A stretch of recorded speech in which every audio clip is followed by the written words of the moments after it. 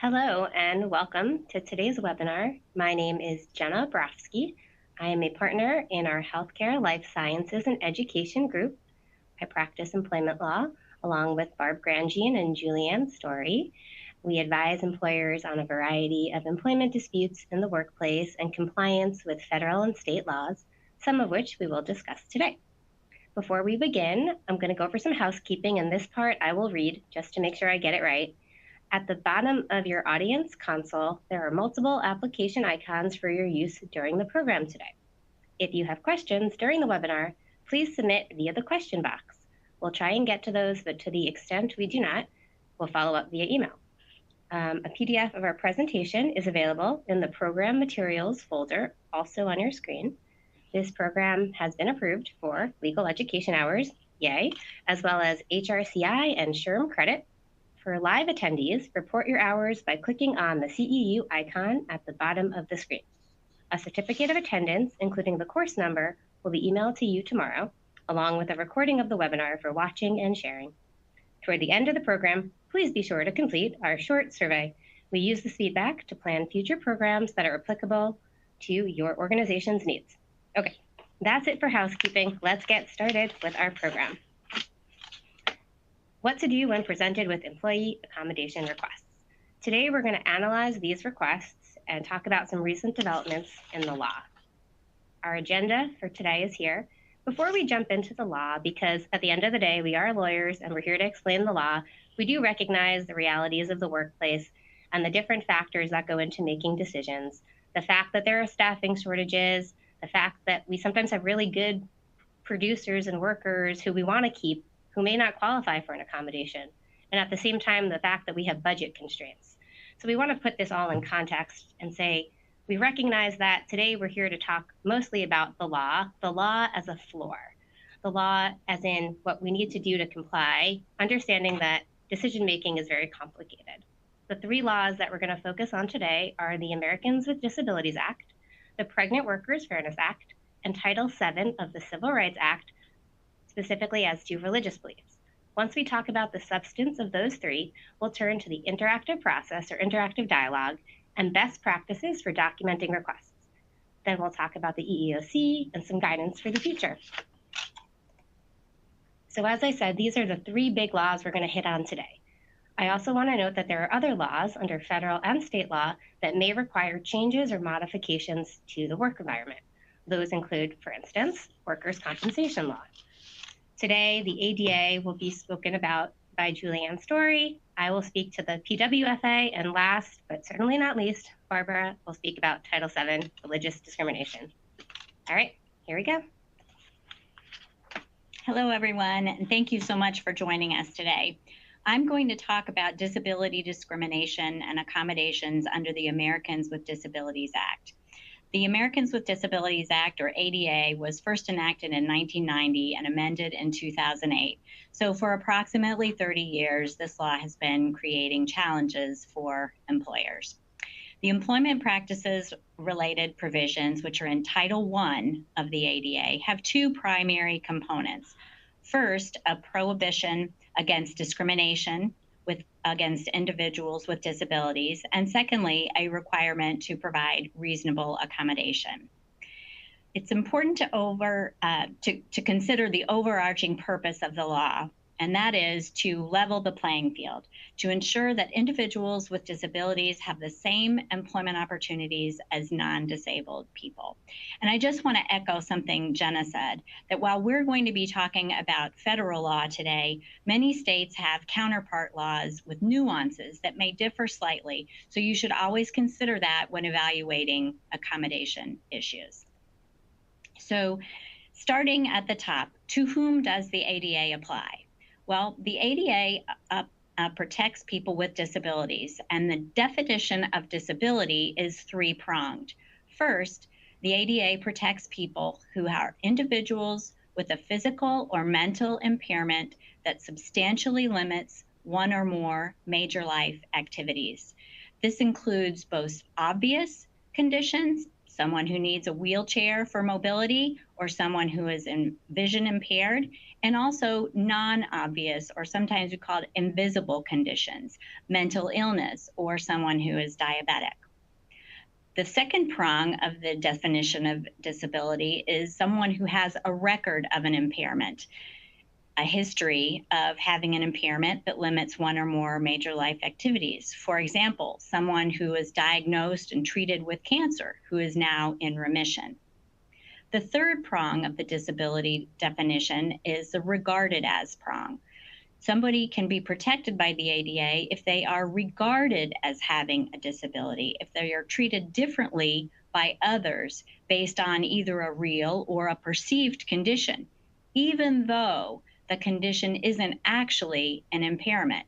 In other words, this definition of disability is based on the perception of others, and examples might include someone who is overweight or someone who is HIV positive but who is without symptoms.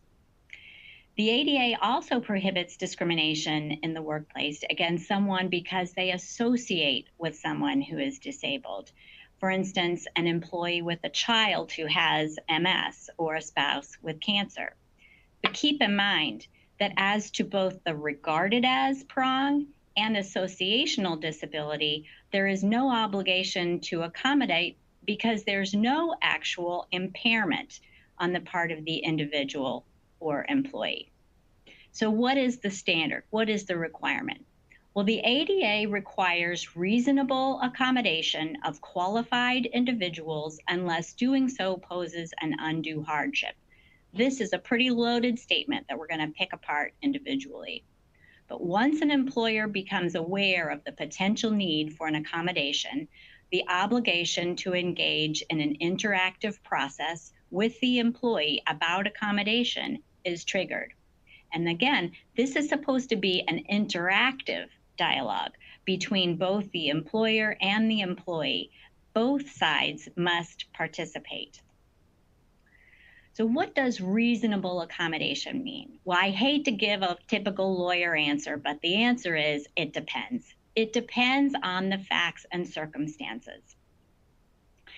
An accommodation is some change or adjustment to a job or the work environment that permits a qualified applicant or employee with a disability to participate in the job application process or to perform the essential functions of a position in order to enjoy the benefits and privileges of employment equally.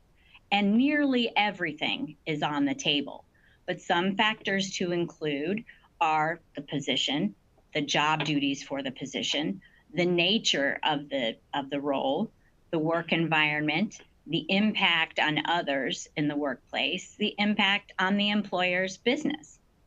To be reasonable, an accommodation has to enable the individual to perform the essential functions of the job. I like having the opportunity to remind employers about the importance of having up-to-date job descriptions. Because the employer's definition of the essential functions of a job that's set forth in a written job description is given deference when analyzing these claims, even rarely performed functions can be essential when they're included in the job description. The EEOC says that every request for accommodation should be evaluated on its own facts, and there should be an individualized analysis.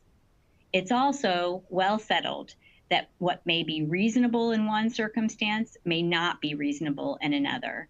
But from a practical standpoint, an employer can't ignore the fact that making certain accommodations for one employee may impact the perception of reasonableness as to another employee.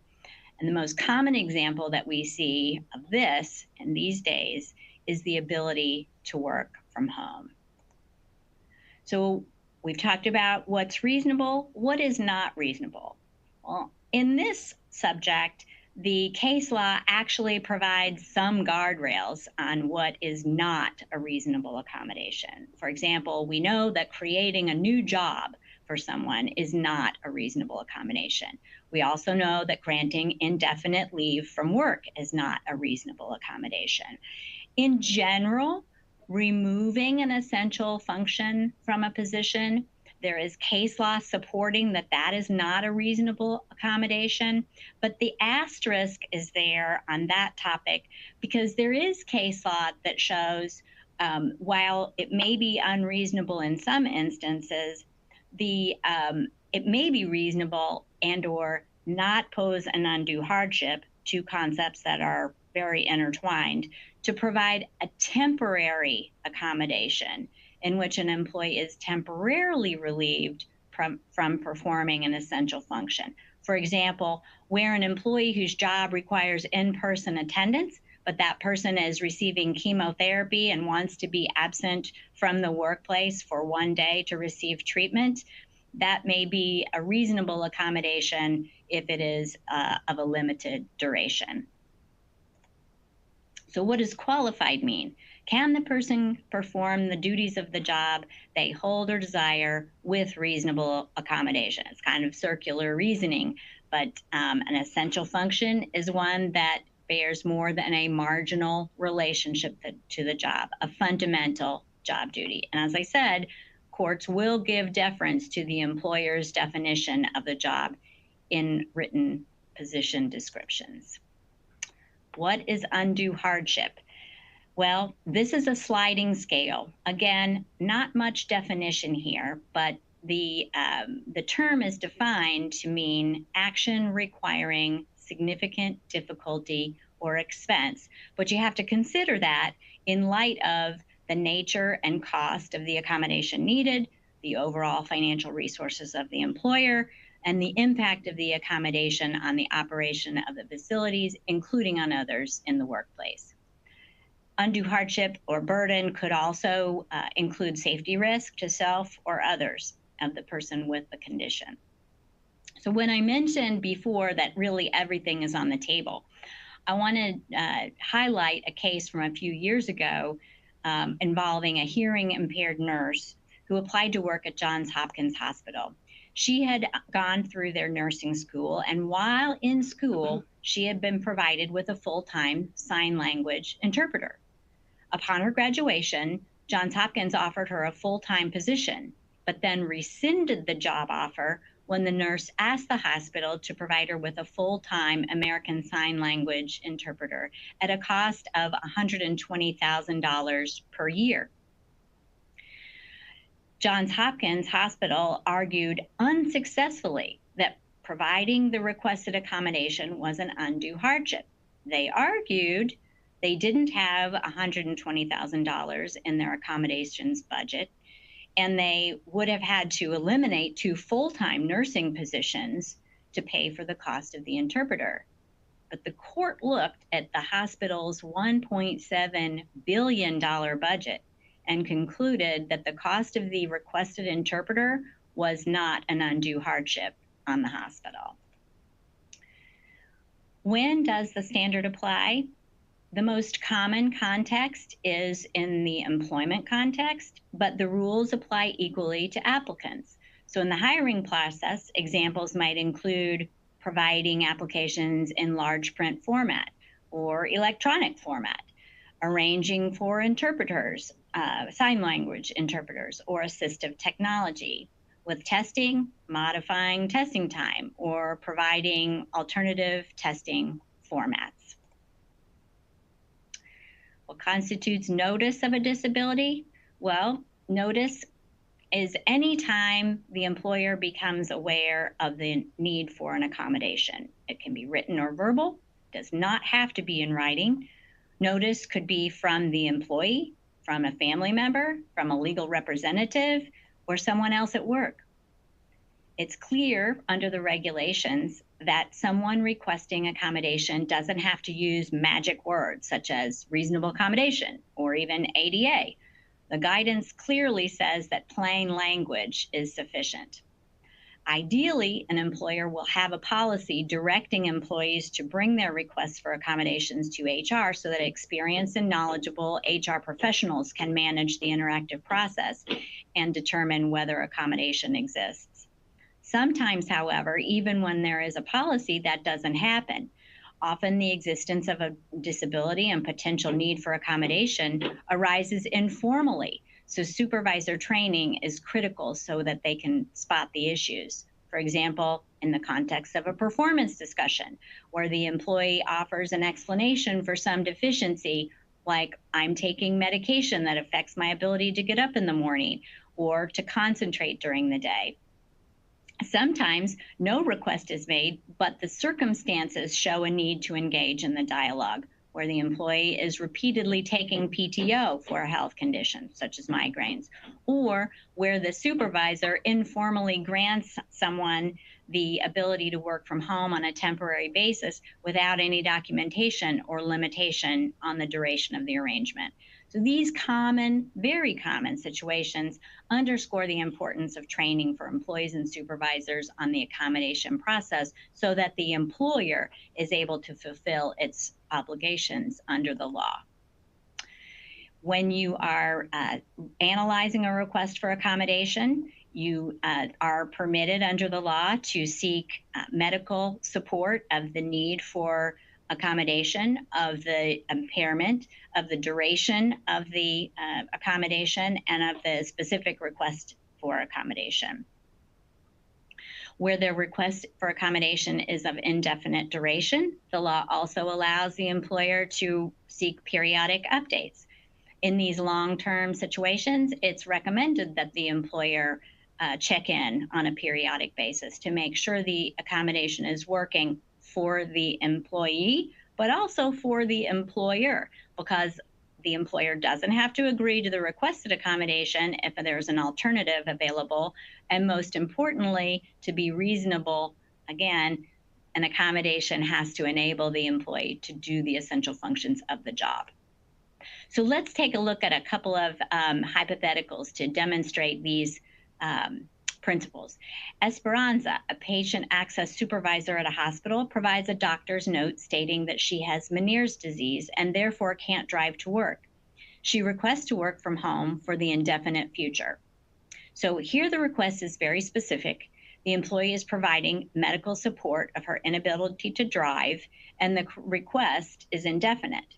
So during the interactive process here, the employer would want to think about what are the employee's duties. We all learned about remote work during COVID, but is in-person attendance an essential function of her supervisory position?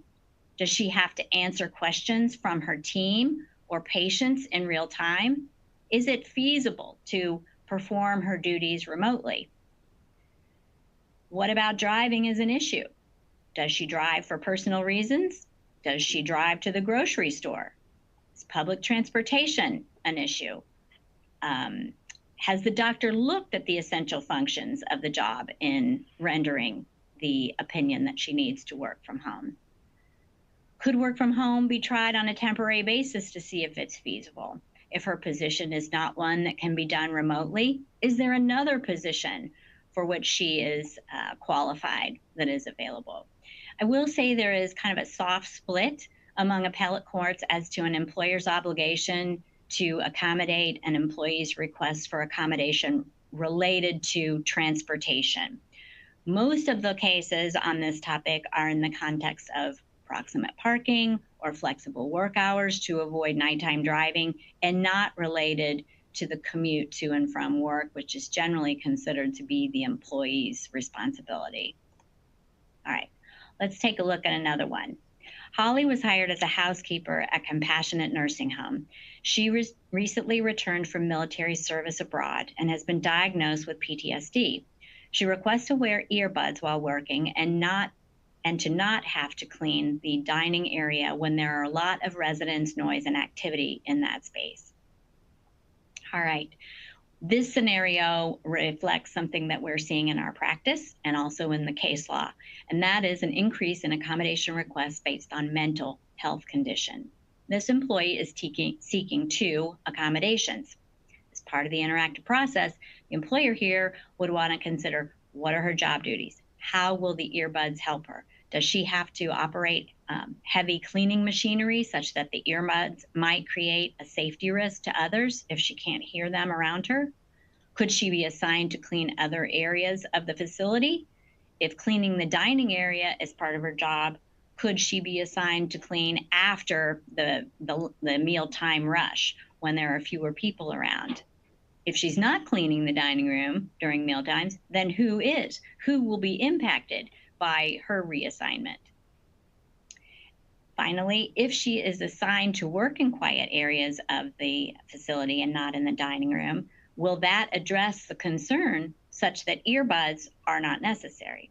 So again, the interactive process will reveal answers to questions that will enable you to arrive at the mutually best solution to the situation. I have one more scenario here that I'll just touch on quickly, and then I'm going to turn it back over to Jenna. A sprawling health system campus employs security staff requiring employees to walk the grounds. An employee with a circulatory disorder tires easily and requests the use of a golf cart to patrol the campus. So this employee has described having a disability and has made a request for accommodation. Again, reasonableness and undue hardship are intertwined. What are the employee's job duties? Must the employee patrol inside too? How does the golf cart help the indoor duties? What is it about outdoor responsibilities that are problematic? Does extreme heat or cold exacerbate the condition? Is there medical support of the need for mobility assistance indoors? According to Google, the price of a golf cart can run up to $15,000, but a mobility scooter is up to $1,800. So assuming the mobility scooter will do the trick, a less burdensome cost to the employer, a large entity, sprawling health system campus, that may be the right solution in this instance. So Jen, I'm going to turn it over to you now. Thanks. Thanks, Julianne. So I'm going to talk about the Pregnant Workers Fairness Act, and pay attention because there are some differences between the PWFA and the ADA. The PWFA is the newest of the statutes that are interpreted by the EEOC. It was signed into law in 2022, became effective in 2023, and earlier this year in April, we received the final rule. So we don't have the whole bevy of case law that we do under the ADA, but that's okay. We have a couple of other laws that applied prior to the PWFA, and in fact still do apply to people who are pregnant. So just to give some context, the ADA, as Julianne explained, relates to individuals who have a disability. Now, pregnancy itself is not a disability under the definition of disability in that context. However, pregnancy-related conditions like preeclampsia or diabetes, those are protected under the ADA, and as such, pregnancy is kind of, but not completely covered by the PWFA. So prior to this moment in time, if somebody was pregnant, they would be looking to the ADA for accommodation. We also have the Pregnancy Discrimination Act, the PDA. And the PDA is not an accommodation statute. It's really a discrimination law. So if you think about age discrimination, you can't discriminate against somebody because of their age, but you're not obligated to modify the workplace due solely to their age.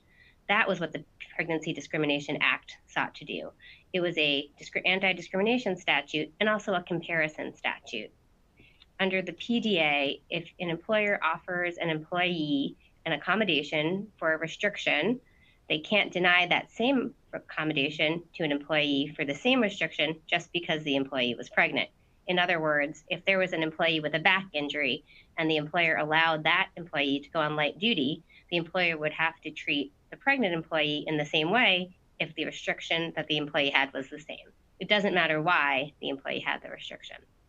The third law that covered and still covers pregnant employees is the Family and Medical Leave Act.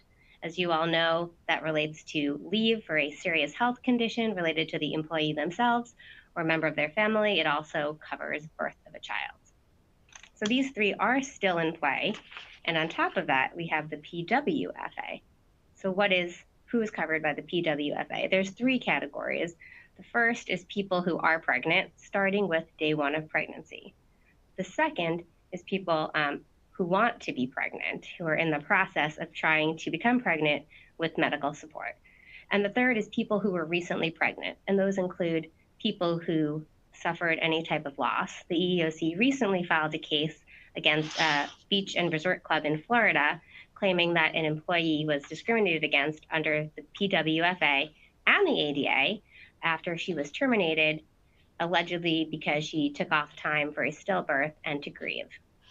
So again, this is broader. The PWFA covers not just people who are pregnant, but people who were recently pregnant, people who had loss, and also people who have children out in the world. So conditions like postpartum depression, anxiety, things that resulted from that pregnancy are also covered by the PWFA. So what specific limitations are covered? The definition is intentionally broad. It's physical or mental condition related to, affected by, or arising out of pregnancy, childbirth, or a related medical condition. So here are some examples, right? Fertility treatments, and I'll stick on that one for just a second. The PWFA has the same exemption language in it as Title VII as relates to religious employers. There is a case filed by an association of Catholic employers requesting not to have to accommodate employees for items like fertility treatments and abortion that are otherwise expressly covered by the rule.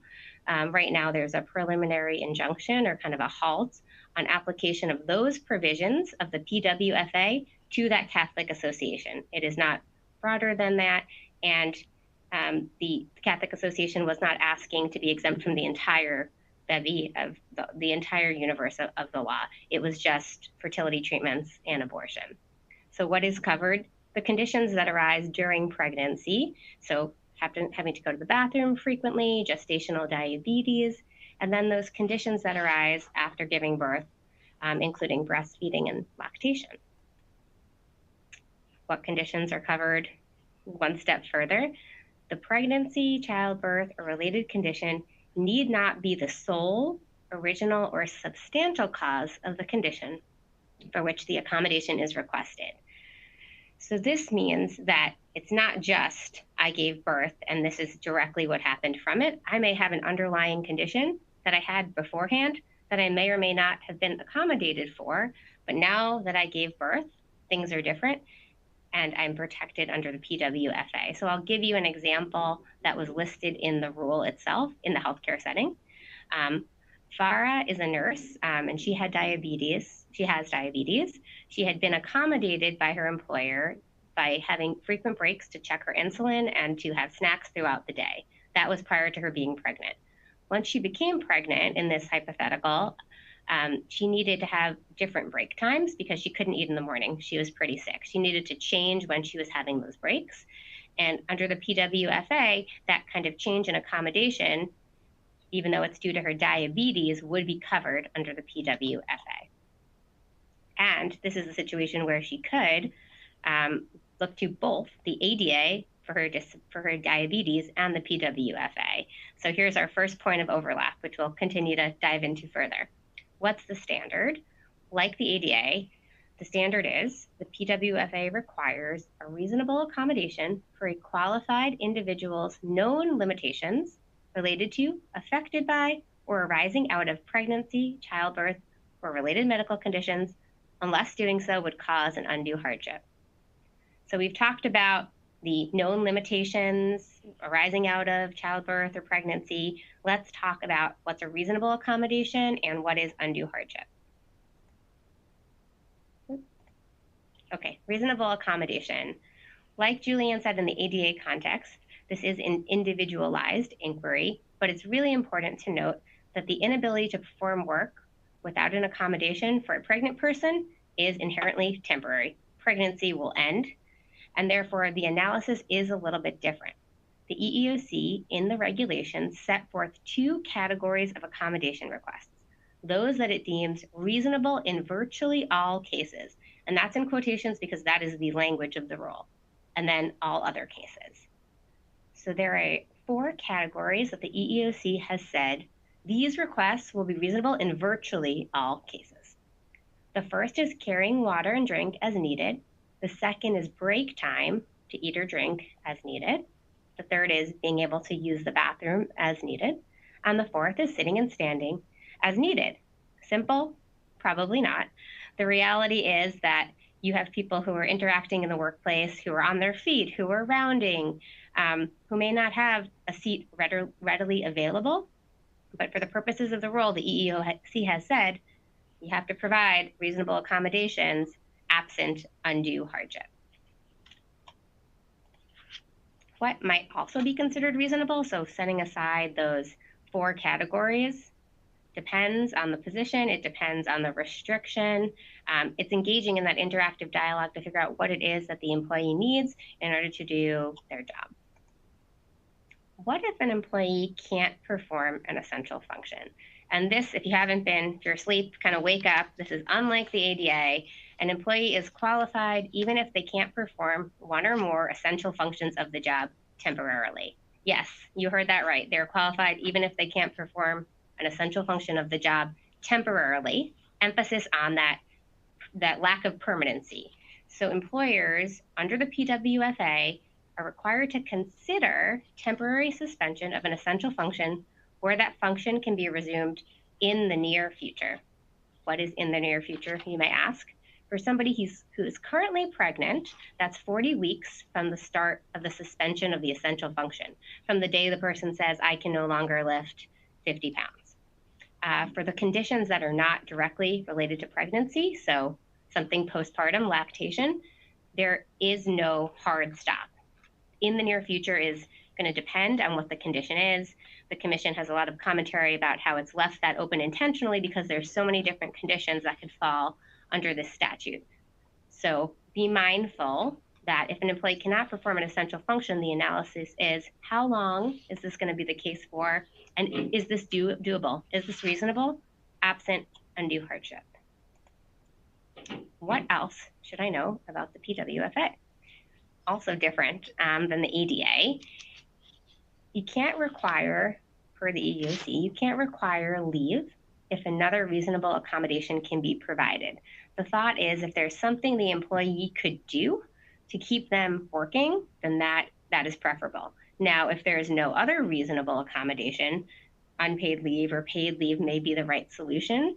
But important to note that unlike the ADA, you can't jump to unpaid leave if there's another accommodation that's reasonable that can be provided.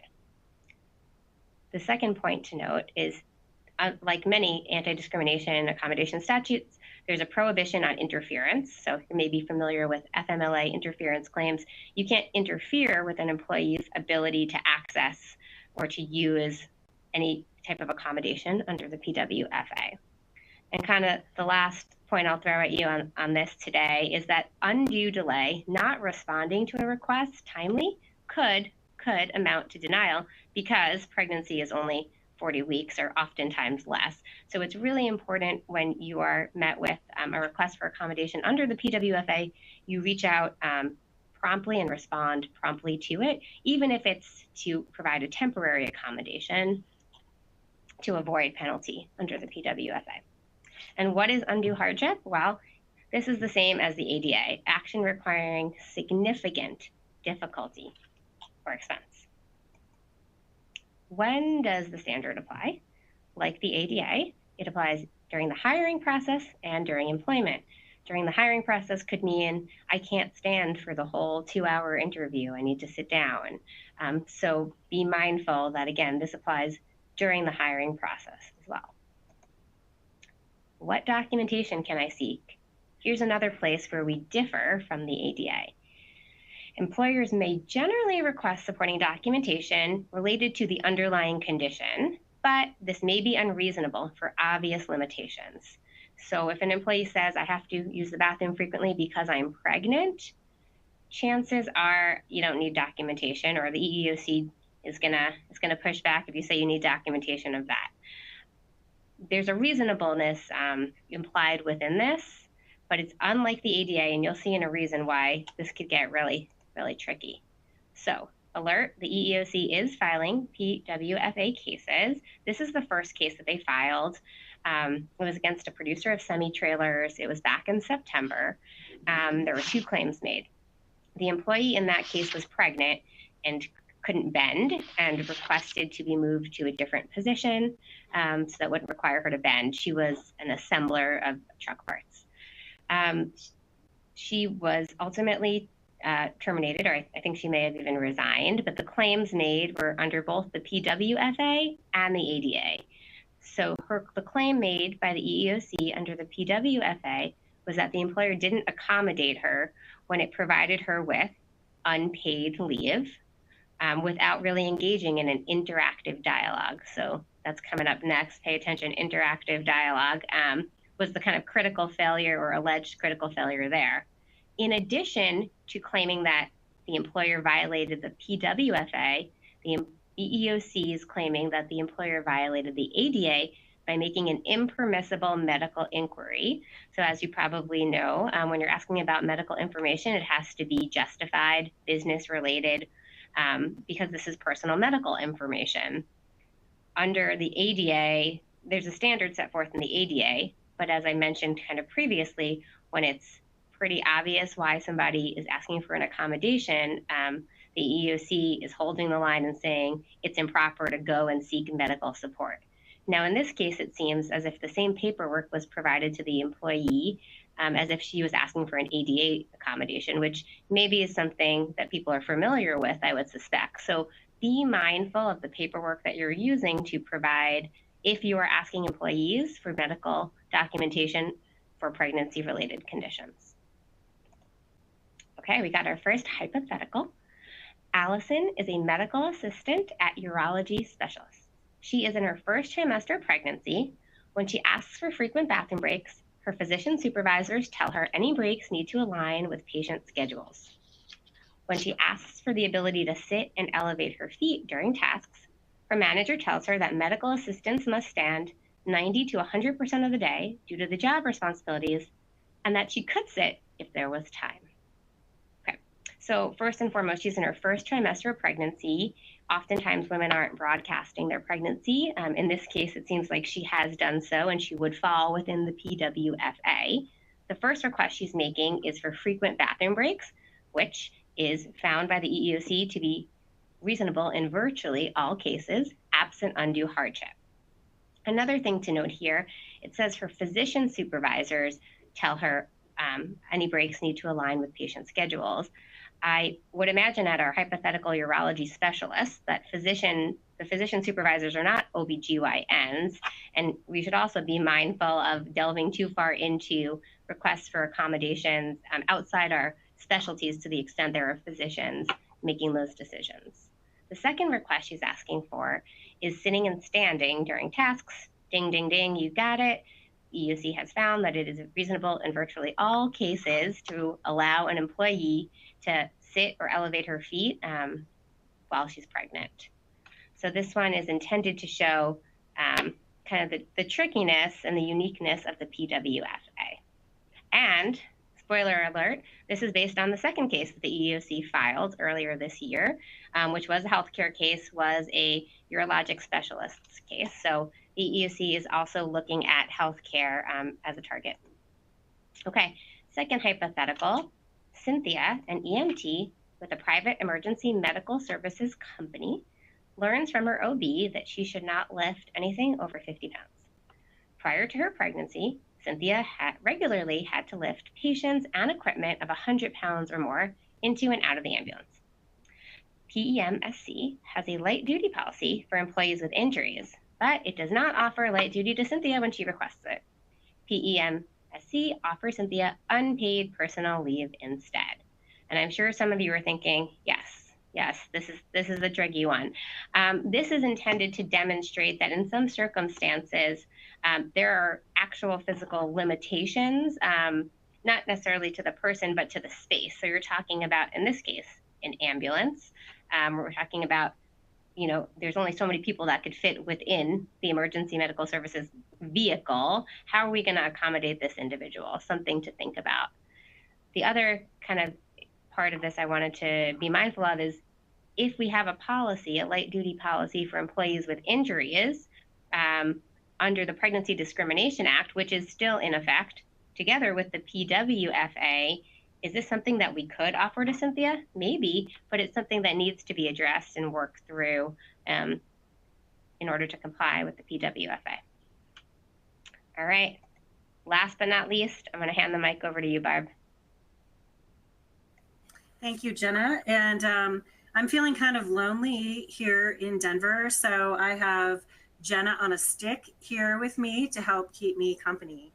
But thank you guys for that great background on the disability and pregnancy related laws. I can tell you I've been trying to watch the questions, and we have a ton of questions.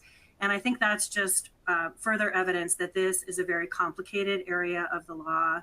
There are generally no black and white clear answers. It's really a matter of working through it individually and then just kind of going with what seems to be the best result. And so I spend, and I know Julianne and Jenna also do, a lot of time on the phone just kind of kicking the tires and talking through different options and things that could be used. So I'm going to talk a little bit about religious accommodations. Very different than what they've just talked about, yet very similar to what they've just talked about. So the religious accommodation issue comes up in the context of Title VII of the Civil Rights Act of 1964. It covers, the federal law covers all employers with 15 or more employees, but there are state law counterparts that usually cover smaller employers as well. Following the same type of format that our first two presenters did, who does Title VII apply to? Title VII applies to applicants and employees, and it applies to all aspects of the employment relationship. This is what protects people from, for example, discrimination based on race, sexual orientation. That's Title VII. In the context of religion, Title VII applies to individuals with sincerely held religious beliefs or practices, which is defined as moral or ethical beliefs as to what is right and wrong, which are sincerely held with the strength of traditional religious views. And under Title VII, people can't be discriminated against based on their religion. And similar to the ADA and the PWFA, there is an accommodation component to somebody who has a sincerely held religious belief that conflicts with a workplace practice or policy. What is the standard? So Title VII, similar to the ADA, requires employers to reasonably accommodate the religious beliefs or practices of an employee unless doing so would cause an undue hardship. There's that phrase again. And this is also similar to the two statutes we previously discussed in that you're going to have an interactive dialogue about what a reasonable accommodation may be. And so that obligation is triggered when the individual articulates a sincere religious belief, observance, or practice that conflicts with an employment requirement. Prior to 2021, the typical religious accommodations that we were used to seeing related to things like scheduling or grooming or dress codes. And honestly, at least in my practice, it wasn't it didn't frequently appear. In healthcare, I think we saw it more often related to things like flu vaccinations, for example. But then when the COVID vaccines came out, the number of exemption requests couched as religious exemption requests skyrocketed. And so I think that that really elevated this idea of religious accommodation to prominence.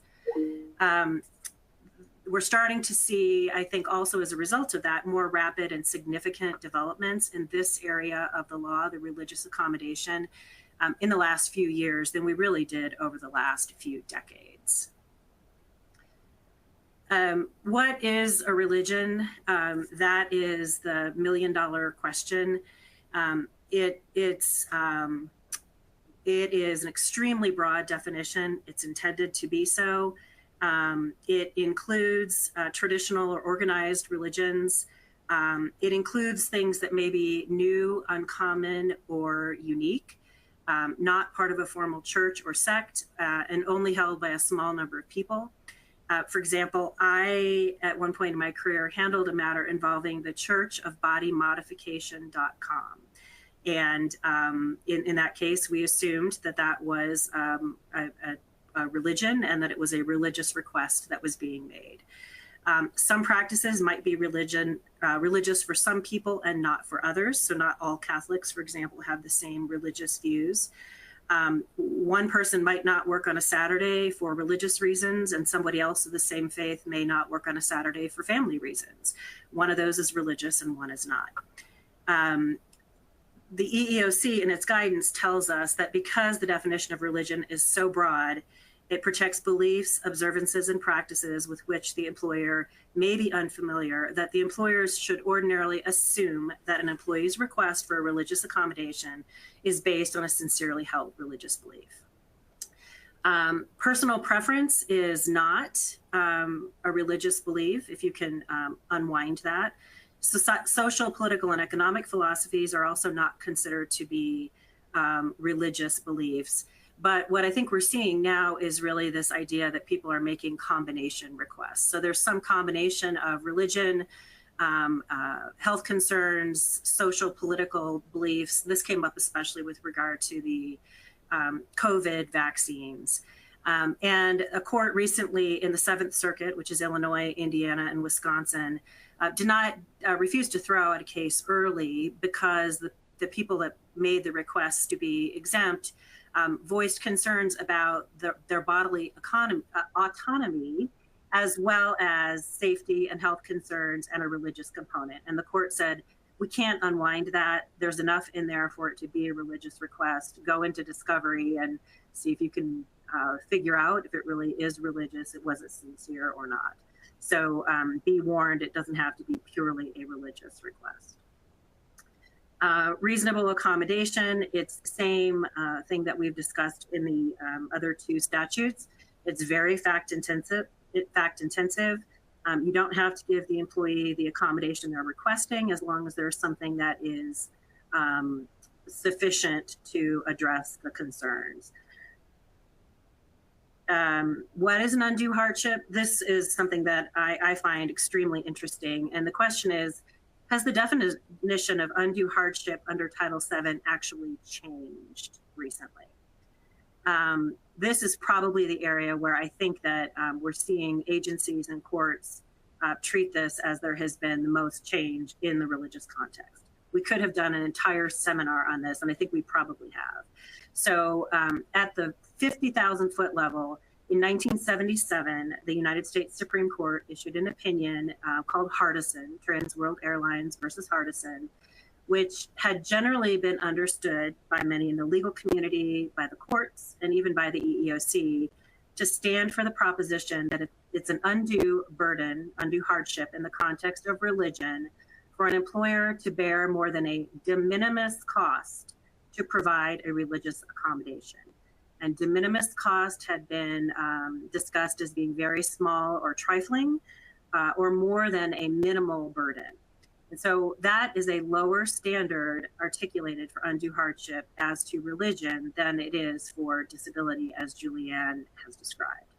But in 2023, the United States Supreme Court issued an opinion in a case called Groff versus DeJoy, explaining that the standard for religious accommodation and undue hardship is not really de minimis after all, but the standard is actually that the burden of granting an accommodation would result in substantial increased costs in relation to the conduct of the employer's particular business. So substantial increased costs should sound very familiar to you in the context of the two statutes that we've discussed prior to this. So whether there was a change or not, as of today, it is prudent to assume that the standard for evaluating undue hardship is going to be the same for a religious accommodation request than it is going to be under the ADA and the PWFA. It's an action requiring significant difficulty or expense, and it's with regard to the conduct of the business. So in the DeGraff case, the Supreme Court was careful to point out that it's not necessarily just that it's a hardship on a coworker to grant an accommodation. It has to be something that has a substantial impact on the business as a whole. The other thing that we have been told by the EEOC, for example, now is that something like the infrequent payment of overtime to employees, which might have been considered to be more than a de minimis burden, is not sufficient under the standard as currently articulated to deny a religious accommodation request. So the infrequent payment of overtime to somebody to substitute a shift to give somebody a schedule change to worship would not be considered to be an undue burden under the framework that we are currently operating. Conscious of time here. What external documentation can I require? This one's pretty easy. The answer is probably none. Julianne and Jenna have talked about the different documentation you can require or should not require under their two statutes. But in the context of religion, you can ask an employee to articulate their sincerely held religious belief. But that's pretty much it. You can't ask them for a statement of clergy. You can't ask for some doctrinal language. You can't ask for anything. You generally are resting on what the employee has told you is their sincerely held religious belief. And we saw a lot of people make this mistake during COVID. If they want to supply a clergy statement, they certainly may, but you can't require it. Interplay with other statutory protection. This is something that the EOC has told us in the context of their harassment guidance. They describe this as an employer's dual obligations. So to address the dual obligation of an employer that owes a duty to somebody who has a religious accommodation request and somebody else who's in a protected category, the sincerely held religious practice of engaging in religious expression in the workplace, unless doing so needs to be granted, unless it would create or reasonably create a hostile work environment for the person in the other protected category. The employer doesn't need to provide a religious accommodation if it's going to disrupt the complete harmony in the workplace. So that's a lot of words. Let's look at what this a great example of this that we've gotten from the EOC's harassment guidance. In this hypothetical, Chris is a nurse at a hospital, and Chris informs their supervisor that they will be using the they/their pronouns. A fellow nurse, Luann, refuses to use the pronouns, stating that doing so is in opposition to her sincerely held religious beliefs. Luann asks her supervisor for an exception. The supervisor informs Luann that she must use Chris's chosen pronouns. This is based on an actual case, and after expensive discovery and depositions, the case was resolved. I'm assuming that it's settled. It does not mean the employer won the case. In this context, the supervisor allegedly denied the accommodation request without any consideration and told Luann that she needed to write a letter of resignation. When she refused to do so, she was fired. Had this supervisor and this organization engaged in the interactive process, they probably could have come to a point where they realized that Luann didn't have to be forced to use Chris's chosen pronouns, but instead Luann could be advised that she should refer to Chris as Chris. So Chris's rights aren't being impacted, and neither are Luann's. And I think that had the employer engaged in that process and thought it through, they could have avoided this situation. And with that, we have a few more slides here. Julianne, I'll pass it back over to you to talk about the process. Thank you, Barb. So in the interest of time, we wanted to talk about the overarching principles of the interactive process. And the 6-step process that is on the screen applies equally to the statutes that we've been talking about, the ADA, PWFA, and Title VII. So keep these steps in mind as you're navigating these situations. Also, we want to emphasize the importance of documenting the interactive process and the accommodation offered and accepted. Typically, we would want to see that in writing, and the accommodation documentation would be maintained confidentially under the ADA and internal policy. Medical information would be maintained separately in a confidential medical file. It would probably be a best practice to save the religious discrimination, or excuse me, religious accommodation materials also in a confidential file related to accommodations. Also communicating with the employee periodically and the supervisor as well to make sure things are working, and documenting those periodic check-ins. Because remember, the goal is the same in all of these situations, to enable the employee to perform the essential functions of their job. A recurring question in these situations is who else needs to be involved in the dialogue and interactive process. Ideally, HR will have responsibility for the process and documentation of the accommodations, but supervisors should also be involved in the dialogue because they are on the front lines and will have the best firsthand knowledge of the employee's job and what accommodations might be feasible, as well as whether and what alternatives might exist. Providing accommodation is all about bending of the rules and the policies, and we often see that other employees perceive unfairness when they see what they consider to be special treatment or preferential treatment. Some reasons for accommodation might be obvious, but generally, particularly where the accommodation involves a medical condition, the employer should maintain confidentiality and not disclose the particulars of the accommodated employee's situation. Now I'm going to turn it over to Barb for one final hypo. So thank you, Julianne. Not to beat a dead horse, this hypo is admittedly a bit over the top, but we had fun putting it together. So 'twas 1 month before the night before Christmas in the labor and delivery department in a small rural hospital.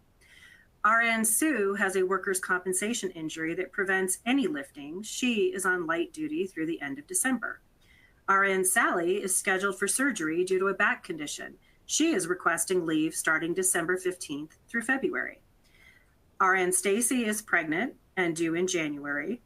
Her doctor wants to place her on light duty, no walking or standing for more than 10 minutes at a time.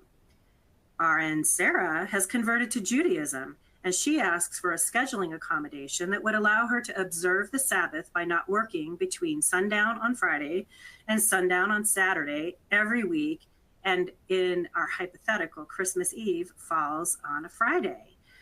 RN Kelly is the only other provider in the entire department.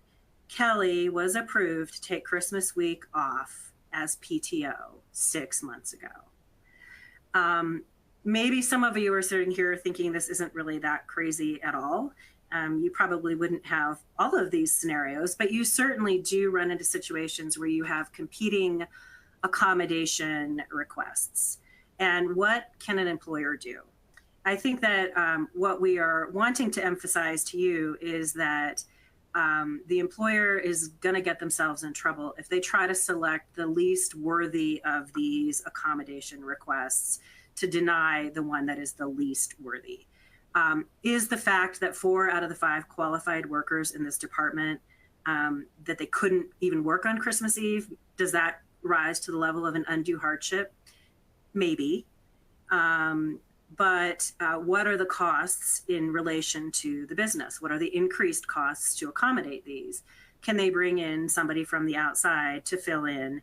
And in this hypothetical, the biggest problem is Christmas Eve, because that's when we have everybody out.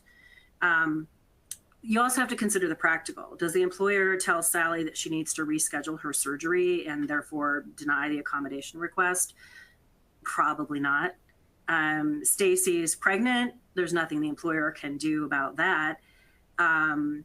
You know, is the temporary staffing expensive? Well, it depends on the overall cost of the business. And then I think this employer is also considering what seems perhaps to be an easier solution, which is Kelly, who is supposed to be on PTO, and maybe Kelly's told she can't go.